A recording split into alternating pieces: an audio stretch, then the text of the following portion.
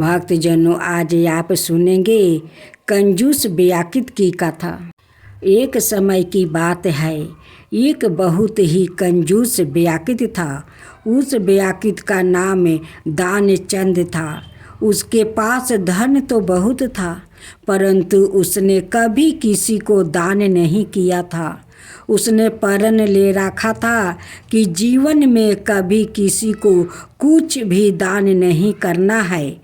उसके घर से कुछ किलोमीटर दूर गंगा नदी बहती थी, परंतु वो कभी गंगा स्नान करने नहीं गया, क्योंकि गंगा स्नान करने के बाद पांडे पुजारियों को कुछ दान दक्षिणा देनी होती है। गंगा स्नान के बाद दान करना पड़ेगा, इसी डर से वो कभी गंगा स्नान करने ही नहीं गया। उसकी पत्नी उसे दान पुण्य करने के लिए कहती है, परंतु वो कहता था, इतनी बड़ी दुनिया में हमारा छोटा सा दान करने से क्या होगा। एक दिन उसकी पत्नी ने कहा, अब तो आपका बुढ़ापा आ गया है, आप दान पुण्य तो कुछ करते नहीं। कम से कम एक बार जाकर गंगा स्नान ही कर आओ। पत्नी की बात मानकर उसने गंगा स्नान करने की हाँ भी भरी। उसके घर से गंगा नदी 12 किलोमीटर दूर थी। रास्ते में कहीं पैसा खर्च ना हो जाए, इसलिए वो 12 किलोमीटर पैदल ही चल गया। जब दानचंद गंगा नदी के किनारे पहुंचा तो उसको लगा कि घाट पर जाएंगे तो पंडित दान दक्षिणा मांगेंगे, इसलिए वो स्नान करने मुर्दा घाट चला गया। मुर्दा घाट बिल्कुल शमशान था। उसने उधर इधर देखा, दूर दूर तक कोई नहीं था। उसने जल्दी से गंगा जी में एक डुबकी लगाई। भगवान जो घट घट के वासी है, वो उसे यह सब करता देख रहे थे। भगवान को एक मजाक सूझी। भगवान वहाँ पर एक पंडित का रूप बनाकर प्रकट हो गया। जैसे ही दानचंद डुबकी लगाकर बाहर निकला, पंडित रूपी भगवान बोले, यजमान की जय हो। पंडित को देखते ही दानचंद कांप गया। वो बोला, यह तो याद हो गई, यह पांडा तो मुर्दा घाट पर भी आ गया। पंडित ने बताया कि मैं एक संतोषी ब्राह्मण हूँ और एकांत में यहाँ मुर्दा घाट पर ही पारा रहता हूँ। यहाँ पर कभी कभी आपके जैसे कोई यजमान आ जाता है और मेरा साल भर का इंतजाम इकट्ठा ही कर लेता हूँ। आज आप आए हैं, आपको मेरे 1 बरस का इंतजाम करना है। दानचंद बोला, मैं इतना दान नहीं कर सकता। पंडित बोला, दान तो अपनी श्रद्धा के ऊपर होता है, इसलिए आप 6 महीनों का इंतजाम कर दो। दानचंद बोला, मैं 6 महीनों का इंतजाम भी नहीं कर सकता। पंडित बोला, तो 3 महीने। दानचंद बोला, नहीं। पंडित बोले, 1 महीने का ही कर दो। दानचंद बोला, मैं 1 महीने का तो क्या, मैं 1 दिन का भी इंतजाम नहीं कर सकता। अब पंडित ने कहा, आपको कुछ ना कुछ तो दान करना ही पड़ेगा, नहीं तो हम आपको जल से निकालने नहीं देंगे। थक हार कर दानचंद बोला, 1 आने का दान करूँगा, वो भी उधार। मेरे पास अभी तो कुछ नहीं है, इसलिए मेरे घर आकर 1 आना ले जाना। पंडित ने दानचंद को एक आना दान करने का संकल्प दिलवा दिया।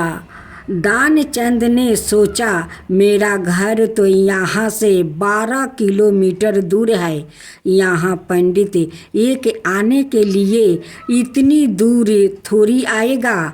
इसलिए वो संकल्प लेकर अपने घर आ गया। घर पहुँचते पहुँचते शाम हो गई थी। वो इतनी दूर चल कर आया था, इसलिए थक गया था। वो सोने ही जा रहा था, तभी उसके दरवाजे पर उस पंडित ने दस्तक दिया। पंडित बोले, यजमान जय हो। दानचंद की पत्नी ने दरवाज़ा खोला। वो पंडित को देखकर लौटी और दानचंद से पूछा, क्या किसी पंडित को कुछ देने की कह कर आए हो? दानचंद बोला, हाँ, मैंने एक पांडा को एक आना देने का संकल्प लिया है। पत्नी बोली, ओ पंडित जी अपना एक आना लेने के लिए दरवाजे पर खड़े हैं। दानचंद ने सोचा, वो पंडित एक आने के लिए इतनी दूर आ गया। दानचंद ने पत्नी से कहा, जाकर उस पंडित से कह दो कि यजमान बीमार है, इसलिए 3-4 दिन बाद आए। पत्नी बोली, एक आने की ही तो बात है, दे क्यों नहीं देते हैं? दानचंद बोला, मैं किसी को कुछ नहीं देने वाला। जाकर उसे कह दो कि यजमान बीमार है, इसलिए कुछ दिन बाद आए। पत्नी ने दुखी जैसा मुख बनाया और पंडित से बोली, महाराज मेरे पति आज इतनी दूर पैदल चल कर गया था, इसलिए वो बहुत थक गया है और बीमार है, इसलिए आप 3-4 दिन बाद आना। पंडित बोला, धन मिले या ना मिले, लेकिन वो हमारे यजमान है। यजमान बीमार है और पांडा चला जाए, ऐसा नहीं हो सकता। जब तक वो स्वस्थ नहीं हो जाते तब तक हम यही रहेंगे। हमारा यहाँ रहने का इंतजाम कर दो, हम यहीं पर भजन करेंगे और यहीं पर प्रसाद ग्रहण करेंगे। पत्नी लौट कर गई और उसने दानचंद को सारी बात बताई कि वो पंडित कह रहा है, जब तक आप ठीक नहीं हो जाते वो यही रहेंगे। पत्नी बोली, इससे तो अच्छा है उन्हें एक आना देकर रवाना करो। दानचंद बोला, एक आना क्यों, ऐसे ही आता है।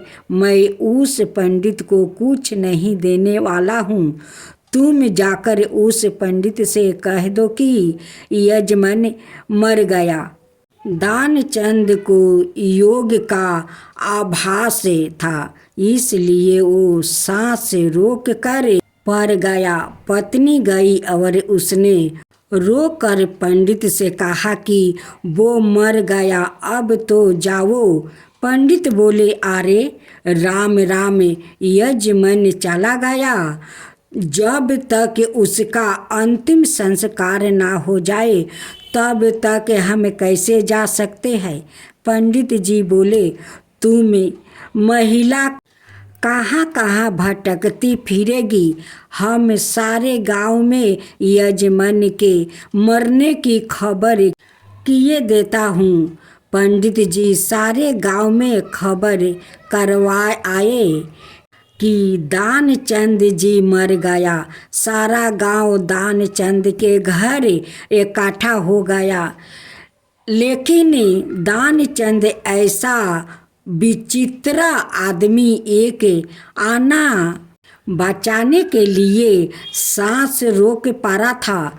गांव के लोग ने दानचंद को मुर्दा समझ के बांध लिया अब उसकी पत्नी सही में रोने लगी और रो रो कर बोली, यह मेरे नहीं है। गांव वालों बोले, बहन यह तो तुम्हारा मोह है, जाने वाला तो गया, इसलिए धीरज रखो। पत्नी बोली, अरे किस बात का धीरज रखूं, यह मेरे ही नहीं है।